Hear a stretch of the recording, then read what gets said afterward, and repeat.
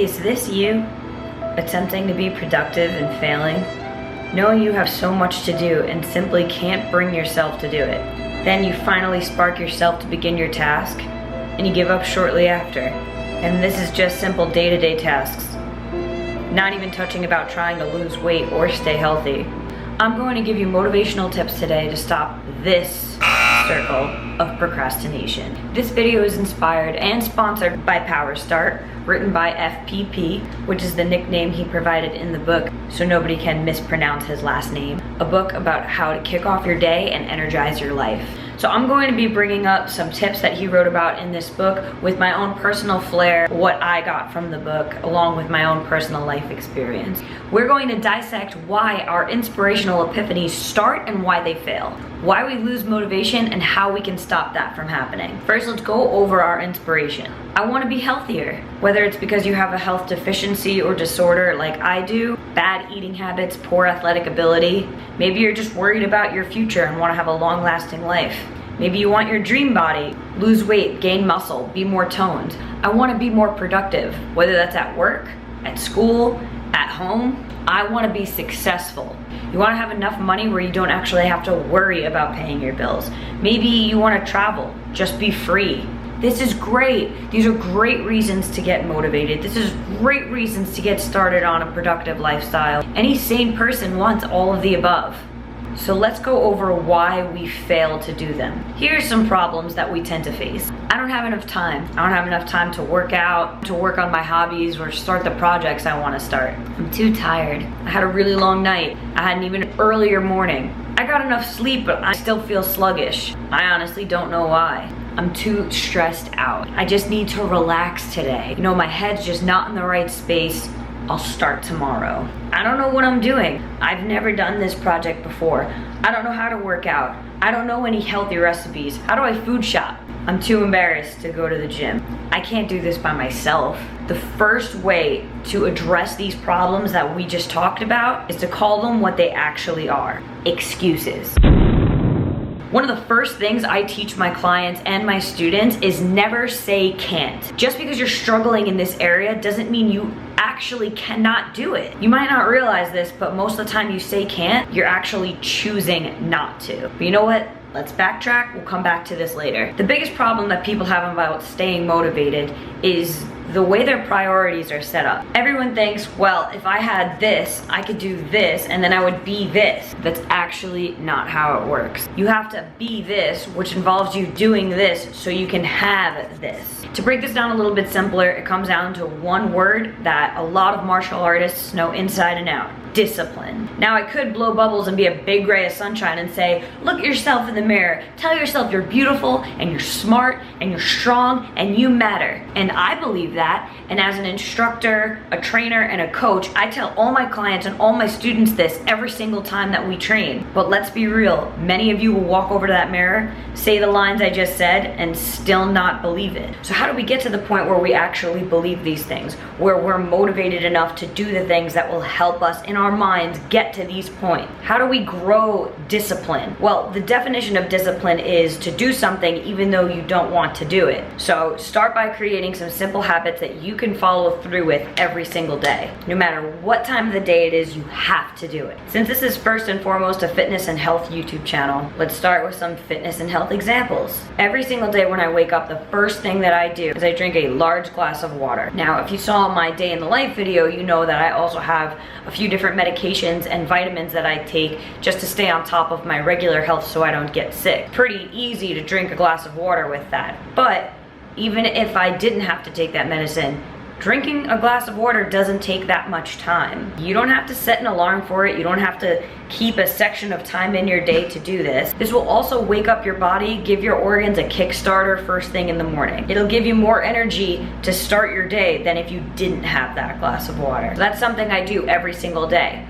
Every Monday, I test my push-ups, my squats, my sit-ups, and a couple other basic exercises. I do a minute of that exercise, and I do as many of that exercise I can in that 1 minute. This causes me to set challenges for myself every single week. If by the following Monday I didn't beat my numbers, or my numbers are the same or worse, lower, I know that I have to do something different in my week in terms of exercise and workouts, or I have to mix something up. This leads me to only improving. So let's grab one of the excuses from before and put it to these two scenarios. I woke up late for work. I barely even had time to put my socks on before running out the door. How am I going to pour myself a glass of water when I'm running late? Look, mistakes happen, but you're already running late. You might as well kickstart the rest of your day off right with that glass of water that takes, what, under a minute to drink? If you're really in that much of a rush, pour it in a quick water bottle and run with it out the door. Drink it on your way to work. But do you really think that cup of water is gonna make you significantly more late than you already are? So it's not that you can't drink the cup of water, you're choosing not to. Do not say can't. Physically, yes,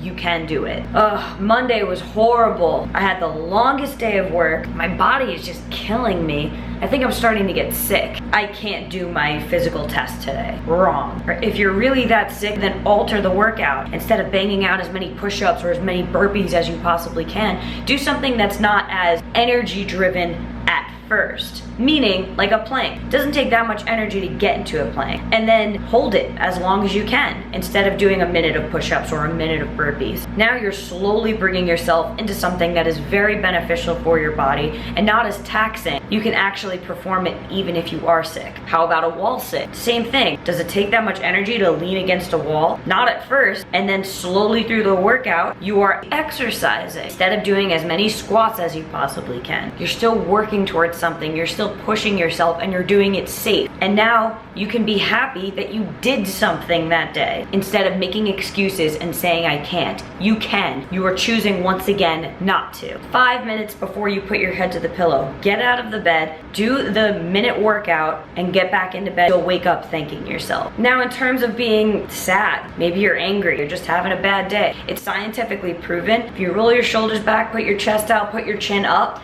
your body to tell your mind you have confidence. I did not make that up. It's true. You're saying your mind isn't right, so your body can't work.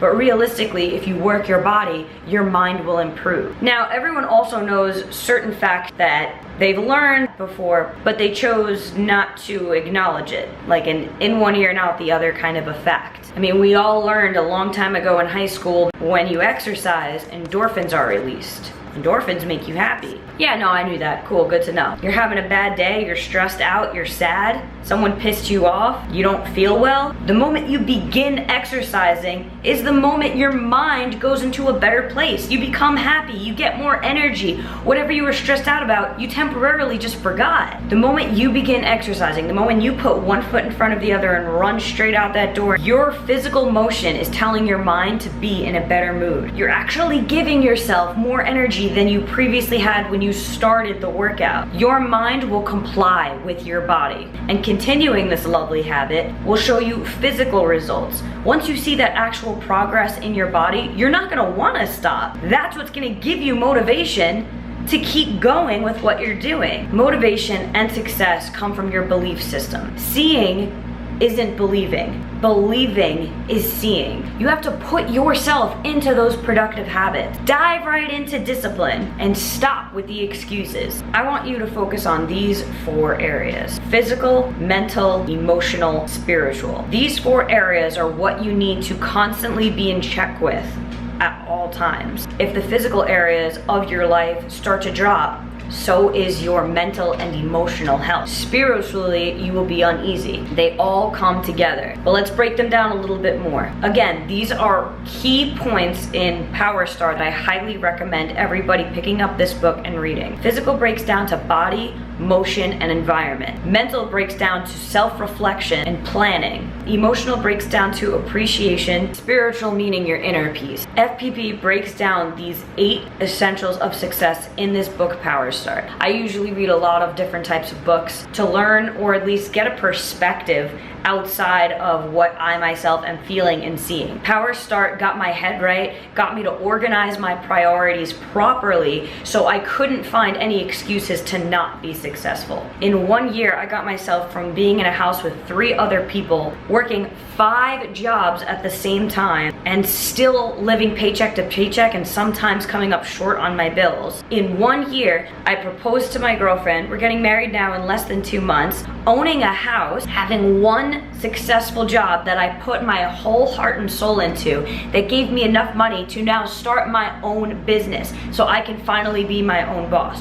1 year. There wasn't some fairy godmother that came out of nowhere and said, hey, here is everything you need to start your hopes and dreams. No, it's just about you getting your mind right, all of the excuses put to the side, and putting in the work that you need to put into. Set your priorities to what really matters to you. Start with your good, healthy habits every single day that you cannot give yourself an excuse to get out of, and you are on your way to a disciplined lifestyle that will help you improve every single area in your life. Any additional questions or comments, leave them below, or you can also hit me up on all my